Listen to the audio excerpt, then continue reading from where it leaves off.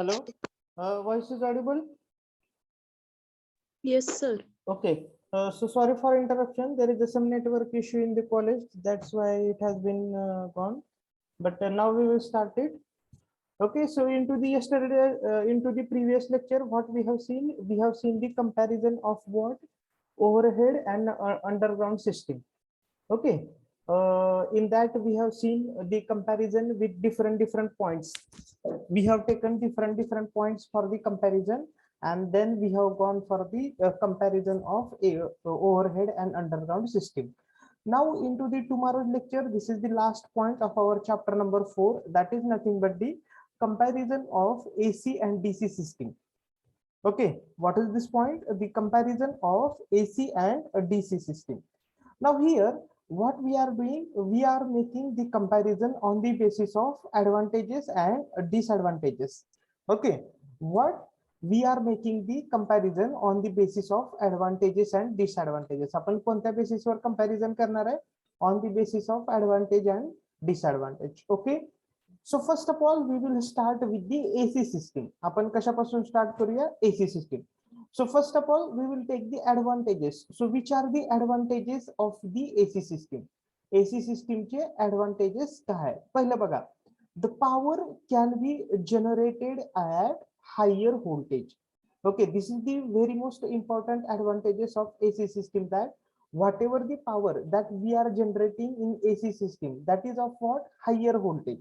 Okay, म्हणजे जर तुम्ही विचारात घेतलं तर आपण तिथं बघितलंय कुठं, whenever we have seen the typical AC power supply scheme, that time we are generating the power at the generating station. किती करत होतो generating station ला आपण किती जनरेट करत होतो power?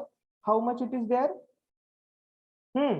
आपण बघितलंय typical AC power supply scheme किती जनरेट करत होतो? How much we are generating at the generating station? Who is going to tell us? 11 kV. Correct. We are generating the 11 kilovolt in this particular generating station in this typical AC power supply scheme. So the most advantage, or what is the basic advantage of this particular AC system is that, what I can say, the power can be generated at the higher voltage. Then next, second point, whatever the AC substation is there, their maintenance is very easy and cheaper. Okay, म्हणजे जो काय AC substations आहेत, आपले जे काय AC सिस्टमचे जे काय सबस्टेशन आहेत, त्याचा मेंटेनन्स हा खूप इझी आणि चीपर आहे as compared to the DC system. म्हणजेच याचा कॉन्व्हर्स काय बघा, the maintenance cost of the DC system substation is what I can say not a cheaper than this particular AC system. म्हणजे जे एसी सिस्टीमचे substation आहे त्याची मेंटेनन्स कॉस्ट ही कमी आहे, किंवा आपण काय म्हणू शकतो, एसी सिस्टीमचा मेंटेनन्स हा डीसी सिस्टीमच्या मेंटेनन्स पेक्षा इझी आहे. Okay, and what is my third and very most important advantage of this particular AC system is that AC voltage can be stepped up or stepped down as per our requirement with the help of one of very important device, that is nothing but the what I can say transformer. बरोबर आहे का? जे AC system आहे त्यातलं ते AC voltage, जे काय voltage आहे एसी व्होल्टेज, आपण काय करू शकतो, it is possible for step up or step down as per our requirement with the help of one device that is known as the transformer. बघा, तसं डीसी सिस्टीम मध्ये पॉसिबल नाही. That case is not possible in the DC system because the transformer is not going to work on DC. Transformer is going to work on AC only. Transformer DC वर चालत नाही. Transformer कशावर चालतंय? The transformer is going to work on AC. So what is the advantages of this particular AC system over DC system? That whatever the AC voltage is there, जे काय AC voltage आहे ते आपण step up पण करू शकतो किंवा step down पण करू शकतो as per our requirement with the help of one of a very important device, that is nothing but the transformer. Such a case is not possible in case of DC. Why? Because the transformer is not going to work on DC. It is going to work on AC only. सगळ्यांना हा महत्त्वाचा advantage समजलेला आहे का? Third advantages is very important. हा advantage सगळीकडे यायला पाहिजे. सगळ्यांना समजलंय का? Why this third advantage is very very important. Because जे काय व्होल्टेज आहे एसी व्होल्टेज ते आपण स्टेप अप पण करू शकतो, स्टेप डाऊन पण करू शकतो as per our requirement by the one of the very important device that is nothing but the transformer. Okay, now we will move towards the disadvantages of AC system. मग आता AC system चे disadvantages काय आहेत बघा. पहिला महत्वाचा advantage काय? Require more copper than the DC. काय सांगते? Require more copper than the DC. बघा आता तुम्ही जर बघितलं, आपण त्यावेळेस तिथं बघितलंय काय, as per as the typical AC power supply scheme is concern, आपण बघितलेलं आहे secondary distribution is carried out with the help of 3 phase 4 wire system. म्हणजे इथं टोटल कंडक्टर लागणारे मला किती आहेत? How many conductors are required as per as the AC system is concern? That is nothing but the 4. किंवा जर तुम्ही primary transmission, secondary transmission किंवा प्रायमरी डिस्ट्रीब्युशन जरी घेतलं तरी काय लागणार आहे? 3 फेज 3 वायर सिस्टीम. म्हणजे मिनिमम 3 कंडक्टर तर काय लागणार आहे? I necessary, that is necessary for me. पण डीसी सिस्टीम मध्ये तसं नाही. डीसी सिस्टीम मध्ये काय? Only 2 conductors are there. Okay, as per as DC system is concern only 2 conductors were there. म्हणजे ऑब्व्हियसली जो काही कॉपर लागणार आहे कुठं? एसी सिस्टीम मध्ये, तो ऑब्व्हियसली डीसी सिस्टीम पेक्षा काय असणार आहे? जास्तच असणार आहे. कारण तुम्ही 3 फेज 3 वायर ट्रान्समिशन घ्या किंवा 3 फेज 4 वायर ट्रान्समिशन घ्या, obviously number of conductors that is in the particular AC system, that is obviously more as compared to the DC system. That's why the copper requirement of AC system is more than the DC system. कळलेलं आहे का सगळ्यांना? Copper requirement जास्त का आहे? Okay, सगळ्यांना कळलेलं आहे का? Everybody got this point? Why the copper requirement is more? कळलेलं आहे का? हे सांगता आलं पाहिजे. फक्त ऍडव्हान्टेजेस डिसएडव्हान्टेजेस लिहून आपल्याला उपयोगाचे नाहीत. ऍडव्हान्टेजेस डिसएडव्हान्टेज, हा डिसएडव्हान्टेज काय आहे हा तुम्हाला सांगता आलं पाहिजे. व्हाय दिस इज द डिसएडव्हान्टेज. ओके, कळलंय का? Roll number 10 Anisha, weather you got this point? Yes, sir. Why this particular requirement of copper is more in case of AC system? Because in as far as the AC system is concerned, generally 3 or 4 conductors were present, but as per the DC system is concerned, only 2 conductors are present. That's why the requirement of copper is more in case of the AC system than the DC system. Okay, another disadvantage is that there is a presence of skin effect into this particular AC system. Okay, so as per as the skin effect is concern, skin effect काय ते आपण power system मध्ये बघणार आहोत. पण इथं तुम्ही काय लक्षात ठेवायचंय? Due to the skin effect there are some losses which going to happen. म्हणजे स्किन इफेक्ट मुळे काय लॉसेस पण होते. Okay, so this is the another disadvantage of this particular AC system is that there is a presence of skin effect. And what is my last disadvantage? The AC system has the capacitance due to which there is a continuous losses present due to this particular charging current. Okay, means see, just a minute, I have connected through Wi-Fi. Okay, so see, in the particular AC system मध्ये काय capacitance present आहे आणि जिथे capacitance present असतो तिथे charging current is always present.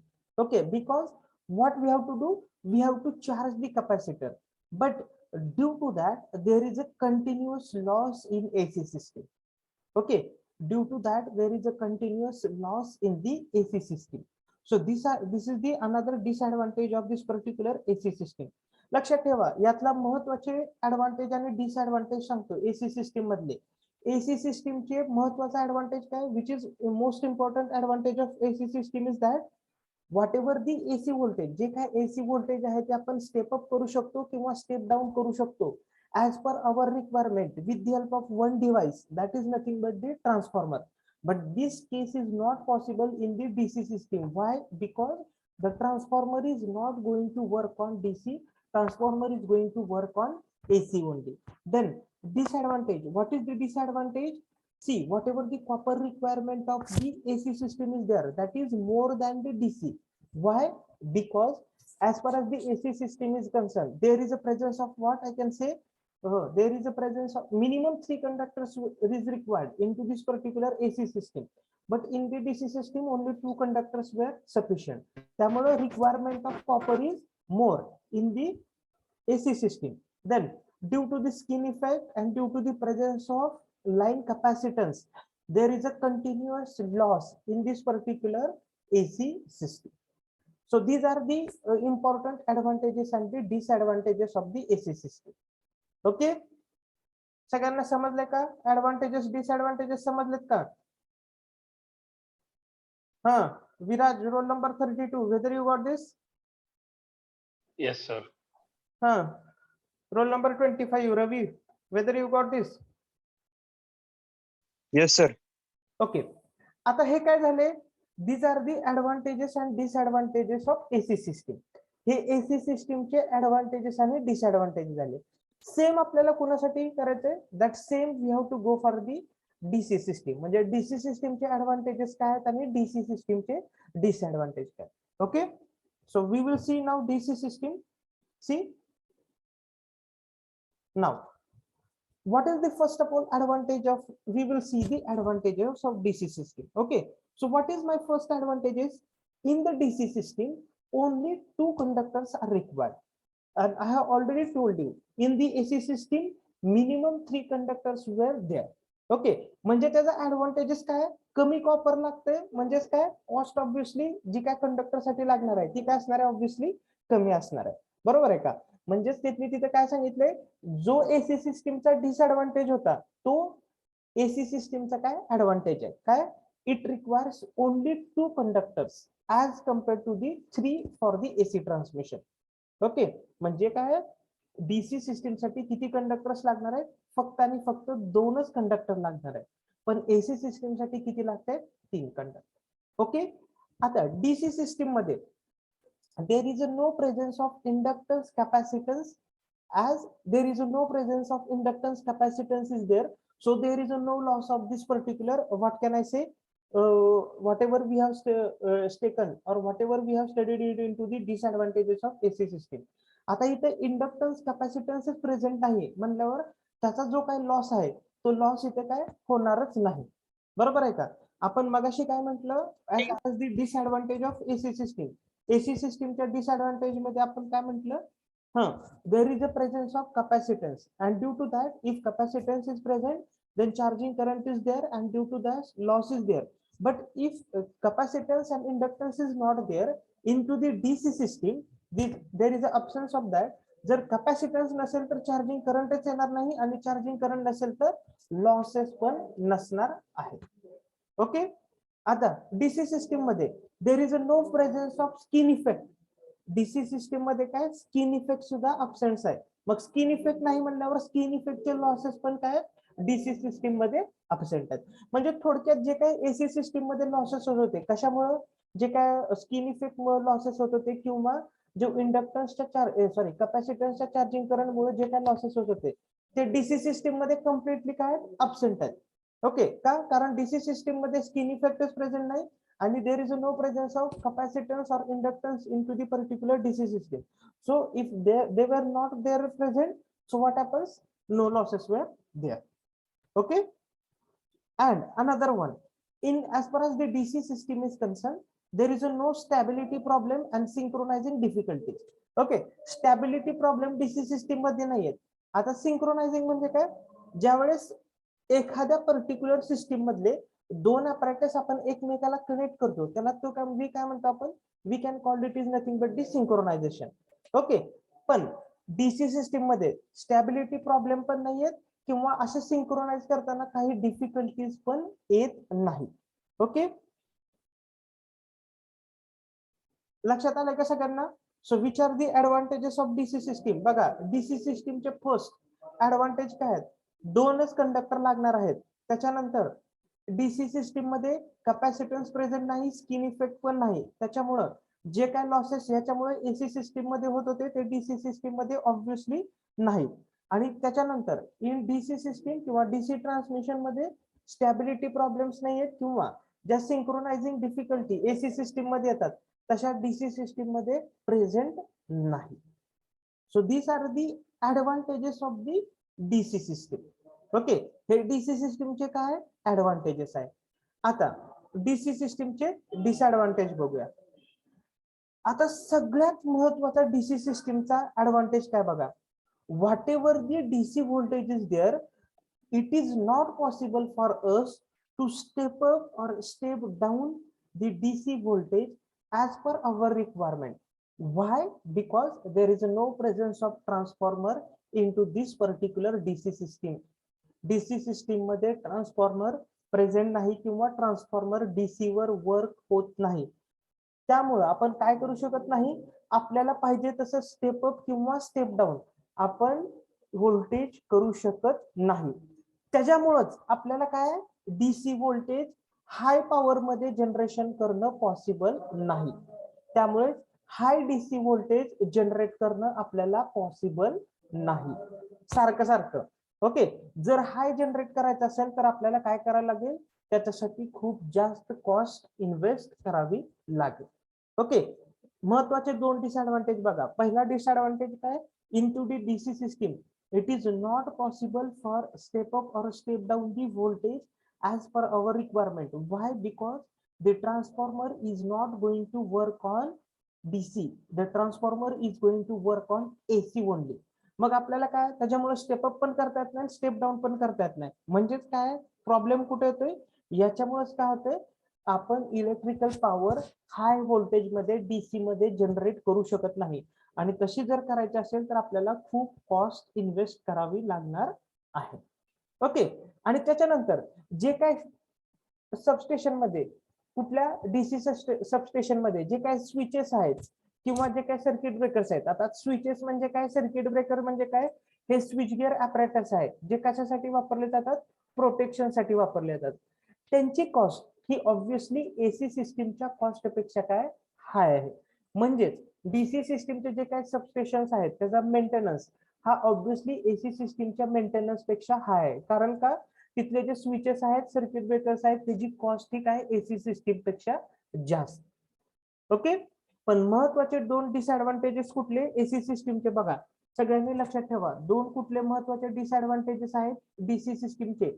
पहिलं, जे काय आपण व्होल्टेज आहे डीसी व्होल्टेज आपण स्टेप अप स्टेप डाऊन आपल्या रिक्वायरमेंट प्रमाणे करू शकत नाही, कारण ट्रान्सफॉर्मर हा डीसी वर वर्क होत नाही. बरोबर आहे का. आणि त्याच्यामुळे आपण काय करू शकत नाही, डीसी व्होल्टेज हाय लेवलला जनरेट करू शकत नाही. आणि त्याच्यानंतर जे काय डीसी सबस्टेशन्स आहेत त्याच्यामध्ये जे काय स्विचेस आहेत, सर्किट ब्रेकर्स आहेत, त्याचं काय मेंटेनन्स कॉस्ट इज हाय आहे. मग त्याच्यामुळेच काय जो डीसी सबस्टेशन आहे त्याची पण मेंटेनन्स कॉस्ट काय हाय आहे. ओके, सगळ्यांना ऍडव्हान्टेजेस आणि डिसएडव्हान्टेज कळलेला आहे का. Whether everyone got this disadvantages and advantages of DC system. हा, कळलेले आहेत का. हा, roll number 20 Vinayak, whether you got this. हो सर. लक्षात घ्या, ज्या वेळेस तुम्हाला क्वेश्चन असा विचारला जाईल का, डिफरन्शिएट और give the compare the AC and DC system, त्यावेळेस ते कंपॅरिझन हे तुम्ही त्याच्या ऍडव्हान्टेजेस आणि डिसएडव्हान्टेज वरच लिहायचं आहे. असं वेगळं काही त्याला कॉलम वगैरे करत बसू नका. हा, पण जर तुम्हाला ह्याचं कंपॅरिझन विचारलं असेल कशाचं, when they are saying that compare the overhead and underground system, at that time what you can do, you can make the columns there and on the basis of different point you go for the comparison. कळलेलं सगळ्यांना. Everybody got this. Okay, so this is the what I can say last part of our chapter, that is nothing but the AC and DC system, the comparison of AC and DC system. So see what we have learned in this particular chapter, sorry, आपला हा chapter, what we have studied in this particular chapter. First of all, we have concentrated on this particular electrical supply system. Electrical supply system, basically three parts in the electrical system, that is nothing but the generation system, transmission system and the distribution system. Okay, after that we have gone for this particular typical AC power supply scheme. Okay, into this typical AC power supply scheme 5 parts are there. Basically, it is divided into 5 parts. Generating station, primary transmission, secondary transmission, primary distribution and secondary distribution. Okay. यात महत्वाचं सगळ्यांनी काय लक्षात ठेवायचं आहे, ज्यावेळेस याचे तुम्ही नोटेशन्स देसाल, कशाचे, दिस notation, whenever you are giving this notation, make sure that you will not put the wrong notation anywhere. म्हणजे जिथे तुमच्या जिथे प्रायमरी डिस्ट्रीब्युशन आहे तुम्ही तिथे चुकून सेकंडरी डिस्ट्रीब्युशन लिहिलं तर तुमचा आन्सर काय होणार आहे, you will get the wrong. म्हणजे जी तुम्ही काय typical AC power supply scheme draw केलेली आहे ती काय चुकीची आहे. त्याच्यानंतर हे त्याचं एक्सप्लेनेशन. त्याच्यानंतर आपण ओव्हरहेड अँड अंडरग्राउंड सिस्टीमचं कंपॅरिझन बघितलं. कुठल्या कुठल्या पॉइंट्सवर, फर्स्ट ऑफ ऑल बघा कुठल्या पॉइंट्सवर बघितलं, फॉल्ट लोकेशन, इनिशियल कॉस्ट, त्याच्यानंतर चान्सेस ऑफ फॉल्ट काय आहेत, सेफ्टी कशी आहे, useful life, appearance, then maintenance cost, flexibility, conductor size, proximity effect and the application. या बेसिसवर आपण काय केलेलं आहे, कंपॅरिझन बघितलं आहे एसी आणि डीसी सिस्टीमचं. त्याच्यानंतर आपण काय केलेलं आहे, सॉरी, ओव्हरहेड अँड अंडरग्राउंड सिस्टीमचं. After that we have gone for the comparison of AC and DC system. Okay. AC आणि डीसी सिस्टीमचं कंपॅरिझन कुठल्या बेसिसवर केलं, on the basis of advantages and the disadvantages. AC सिस्टीमचे काय ऍडव्हान्टेजेस आहेत बघितलं. ओके. महत्वाचा ऍडव्हान्टेज काय एसी सिस्टीमचा, we can step up or step down voltage as per our requirement with the help of one device that is transformer. आणि AC सिस्टीमचा disadvantage काय, त्याच्यामध्ये कॅपॅसिटन्स किंवा स्किन इफेक्ट प्रेझेंट आहे, त्याच्यामुळं लॉसेस भरपूर होत आहेत. तसा डीसी सिस्टीमचा ऍडव्हान्टेज काय, दोनच कंडक्टर लागत आहेत, कॅपॅसिटन्स प्रेझेंट नाही, स्किन इफेक्ट प्रेझेंट नाही, त्याच्यामुळे लॉसेस नाही आहेत. ओके. आणि डीसी सिस्टीमचा महत्वाचे दोन डिसएडव्हान्टेज काय, transformer is not going to work on DC, that's why it is impossible for us to step up or step down the voltage as per our requirement. That's why we are unable to, just a minute, we are unable to generate the DC voltage at higher level. Okay. So only 4 points are there in our this chapter. That is nothing but the, what I can say, our 4th chapter. आपल्या चौथ्या chapter मध्ये section 2 मधल्या पहिल्या आणि चौथ्या chapter मध्ये 2च point आहेत, sorry 4च point आहेत, म्हणजे ते डिवायडेशन होऊन 4 झालेले आहेत. ओके. त्यामुळे 4th chapter is a very easy chapter, very small chapter. Okay. Now after that we have to move towards the chapter number 5. ओके. आपल्याला चॅप्टर नंबर 5 ला मूव करायचं आहे. But before that one important instruction. Might be, I think today you are having ISC paper of power system first. Okay, everyone knows that. माहिती आहे ना सगळ्यांना, today power system 1 paper is there. Yes sir. Okay. त्यामुळे paper लिहिताना जसं सांगितलं तशा precaution घ्यायच्यात का, प्रत्येक पेजवर तुमचं नाव, तुमचं सरनेम तिथे पाहिजे, नेम, रोल नंबर प्रत्येक पेजवर. पहिल्या पेजवर your name, roll number, division आणि कुठला सब्जेक्ट आहे, पण पुढच्या प्रत्येक पेजवर तुमचं नाव आणि रोल नंबर असेल तर सफिशियंट आहे ना. आता सांगतो, जसं लिहिलंय तसंच स्कॅन करायचं आहे. हा ज्या सिक्वेन्सने तुम्ही लिहिलेलं आहे त्या सिक्वेन्सने तुम्ही स्कॅन करायचं